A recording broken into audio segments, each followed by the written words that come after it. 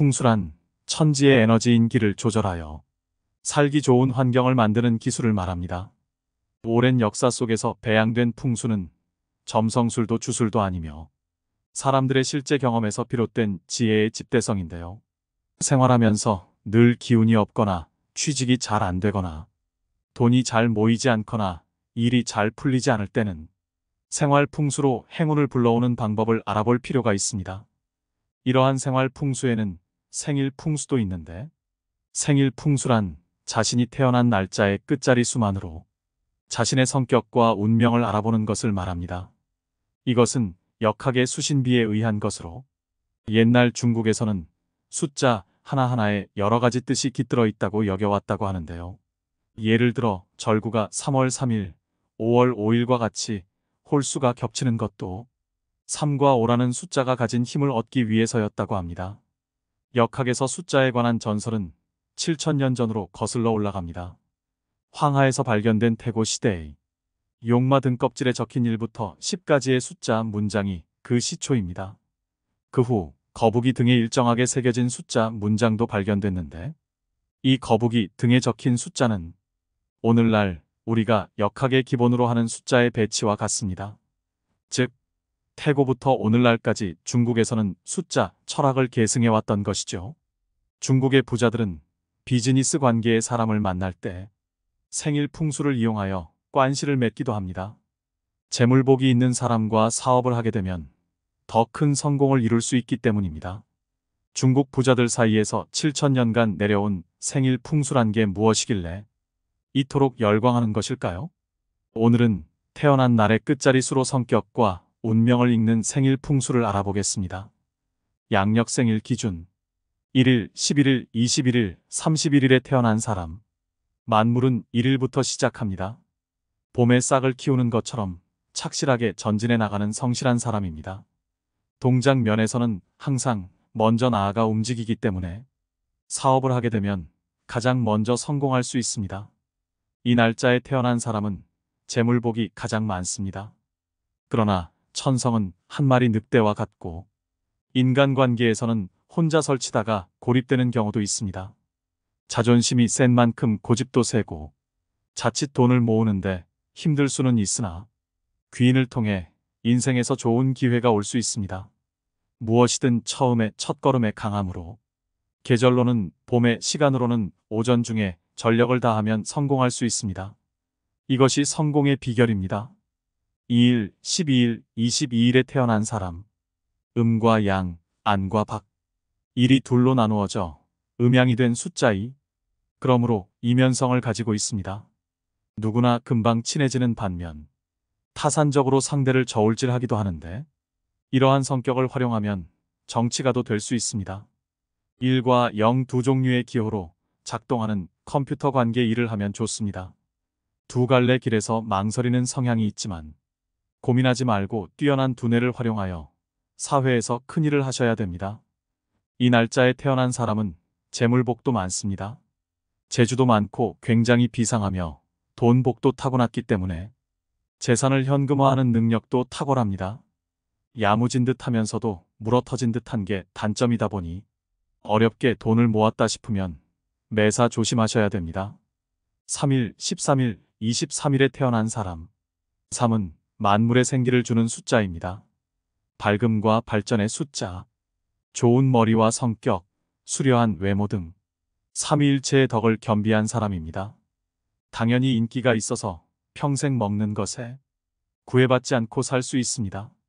단, 인기 때문에 남성은 삼각관계에 주의해야 하며, 특히 23일에 태어난 사람은 술로 망할 수 있으므로 과음은 삼가도록 해야 됩니다.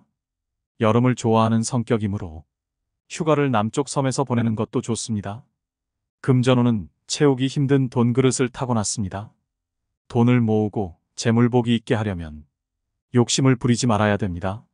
4일, 14일, 24일에 태어난 사람. 사신상응, 북쪽엔 현무, 동쪽엔 청룡, 서쪽엔 백호, 남쪽엔 주작이 보호해주는 이상적인 토지를 사신상이라고 합니다. 24일에 태어난 사람은 성격이 온순하고 돈에 구애 않는 행운의 운명을 가지고 있습니다. 4일과 14일에 태어난 사람의 성격은 제멋대로이며 사방팔방 일을 저지르고 돌아다니는 타입이므로 사면초가의 쓰라린 경험을 맛보지 않도록 주의해야 합니다. 욕심이 많으며 뜬구름을 잡으려는 성향이 있으니 착실하게 일하는 것이 좋습니다. 물질적인 풍요로움보다는 심적 풍요로움을 중요시하는 경향이 있기 때문에 큰 돈을 벌 수 있는 기회를 놓칠 수가 있습니다. 5일, 15일, 25일에 태어난 사람, 목, 화, 토, 금, 수, 자연스럽게 순환하는 오행의 움직임과 비슷하며 원만한 성격의 소유자입니다. 책임감도 강해서 주위 사람들로부터 신뢰가 두터우며 지도자 타입입니다. 오감이 예민해서 사람들에게 호감을 받는 반면 자신의 좋고 싫음이 확실한 것이 오개티입니다. 가족운은 좋으며 자녀 간의 인연도 깊기 때문에 일과 가정에 충실한 인생을 보낼 수 있습니다. 행운의 색상은 노란색입니다. 타고난 돈그릇이 크기도 하고 장사의 소질도 있습니다. 머리가 좋고 수단도 좋으며 돈 버는 방법을 잘 알고 있습니다. 단, 주의할 것은 너무 돈을 쫓으면 건강 문제가 발생할 수 있으니 조심해야 됩니다. 6일, 16일, 26일에 태어난 사람, 역의 8개를 만드는 6개의 선과 같이 신비적인 힘을 가졌습니다. 온화하고 친절한 성격은 운을 불러들여 윗사람에게 귀여움을 받는 강한 운을 가지고 있습니다. 사람을 잘 다루며 회식 자리에서 2차, 3차까지 상대해주는 타입입니다. 단, 26일생은 완고한 스타일이지만 어떤 환경에서도 잘 극복해 나갈 수 있는 힘을 가지고 있습니다.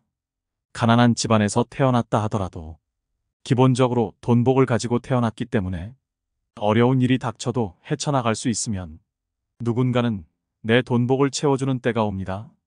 7일, 17일, 27일에 태어난 사람, 중림 7년, 세상 사람들이 무슨 말을 하든 오로지 자신만의 길을 가는 사람입니다. 독립심이 강해서 여성도 7대양 각지를 넘나들며 성공할 수 있는 자질을 가지고 있습니다. 단, 다른 사람들의 의견을 들으려 하지 않는 고집 때문에 밖에서는 7인의 적과 충돌하기도 합니다. 흥정에 약합니다. 행운의 색상은 흰색입니다. 가을에 활동하면 좋은 일이 생깁니다. 8일, 18일, 28일에 태어난 사람, 칠전팔기, 역경에 강한 성격으로 끈기가 있고 반드시 성공합니다. 부지런하며 팔면육비로 대활약하는 등 평생 일할 운도 가지고 있습니다. 팔면육비란 8개의 얼굴과 6개의 팔이라는 뜻으로 혼자 여러 사람 몫의 일을 하는 것을 말합니다. 끝이 넓어지는 숫자 8은 중국에서 발제의 숫자라고 하며 만년이 행복합니다. 이 날짜에 태어난 사람도 재물복이 많습니다. 단 28일생은 고독을 즐기는 특이한 성격으로 사람을 사귀기가 어려운 타입입니다. 너무 일에만 전념하지 말고 폭넓은 사귐을 갖도록 노력해야 합니다. 처음에는 돈이 없지만 나이를 먹을수록 점점 돈이 쌓이는 대기만성형 타입입니다. 돈 거래를 조심해야 됩니다. 9일, 19일, 29일에 태어난 사람, 중국에서는 굴을 완전한 궁극의 양수로 여겨왔으며 일본에서는 궁중을 구중이라고 할 정도로 예민한 감성과 두뇌를 가지고 있습니다. 그러나 사람을 멀리하려는 완벽주의는 모함을 받기도 하는 등 고립되기 십상입니다. 긴긴 가을밤을 홀로 보내야 하는 노후가 될 가능성이 있으므로 주변 사람들과의 대화를 소중히 여겨야 합니다. 29일생으로 현명한 사람으로 인망이 높습니다. 돈그릇과 욕심도 적당하며 땀을 흘린 만큼 돈을 버는 타입입니다. 재물이 들어왔을 때 이성 문제를 각별히 조심해야 됩니다. 10일, 20일, 30일에 태어난 사람, 어머니 뱃속에 있는 천진난만한 아기와 같이 자꾸 끌려드는 인상을 가진 사람입니다. 성격은 온순하여 손해보기 십상입니다. 한 가지 일에 열중하는 타입으로 한 번 시작한 일은 끝을 보아야 마음이 놓입니다. 도박은 절대로 가까이 해서는 안 됩니다. 격차가 좀 심한 편이지만 아무리 괴롭고 힘들어도 참고 견디면 반드시 행운이 찾아옵니다. 힘을 안 들여도 돈을 벌 수 있습니다. 재물복은 좋으니 주변 사람으로부터 신임을 얻으면 그 운은 더 상승합니다. 생일 끝자리로 보는 생일 풍수에 대해 말씀드렸습니다. 모름지기 운이란 사람의 인위적인 힘으로는 어찌할 수 없는 자연 발생적인 요인에 의해 주변 상황이나 환경, 인연 등이 저절로 좋은 방향으로 조성되어지는 것을 말하는데요. 해서 엄밀하게 말하자면 눈에 보이지도 않고 명확하게 증명할 수도 없는데, 그럼에도 불구하고 사람들은 왜 운을 믿고 운을 기대하는 걸까요? 그것은 유구한 세월을 통해서 사람들이 실제로 체험하고 느꼈기 때문이고, 또 그 실체만큼은 누구도 부정할 수 없는 강력한 힘을 지닌 신비로운 것이기 때문입니다. 많은 사람들이 운은 자신이 어쩔 수 없는 것이라고 생각하지만, 내가 타고난 운이 없는 사람이라면 운이 좋아지길 마냥 기다리지 않고 좋은 운이 들어올 수 있게 행동에 나서야 되는데요. 운의 변화는 내가 바뀌지 않고 변하지 않으면 절대 생겨나지 않습니다. 세상사 모든 일은 마음먹기에 달린 일임을 우리는 잘 알고 있습니다. 그래서 좋은 운으로 만들어주는 생활 풍수 3가지에 대해 알려드리겠습니다. 꾸준히 실천하시면 변화되는 자신을 분명 느끼실 수 있을 겁니다. 첫 번째는 동남향에 붉은 소품을 두는 것입니다. 붉은 소품을 집안의 동남향에 두는 것만 해도 재물운이 집에 들어오는 아주 좋은 효과가 있음을 알려드립니다. 붉은 소품은 어떤 것이라도 상관없습니다. 작은 소품이라도 괜찮으니 일단 두시는 걸 추천드립니다.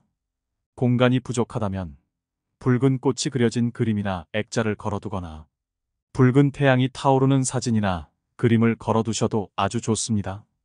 두 번째는 현관에 작은 화분을 두거나 온화한 느낌이 나는 액자를 걸어두는 것입니다. 온화한 느낌이란 따뜻한 색을 가진 그림을 말합니다. 화분은 크게 종류는 상관없지만 해바라기를 추천드립니다. 예로부터 현관은 집안의 입출구에 해당하므로 기운이 나가고 들어오는 아주 중요한 곳입니다.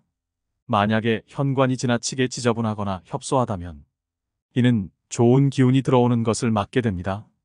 기운 자체도 순환되지 않아 안 좋은 기운이 집안에 계속해서 머물게 되는 것이죠. 그렇게 되도록 현관을 깨끗이 정리하고 현관에 밝기도 되도록 밝게 해주는 것이 좋습니다.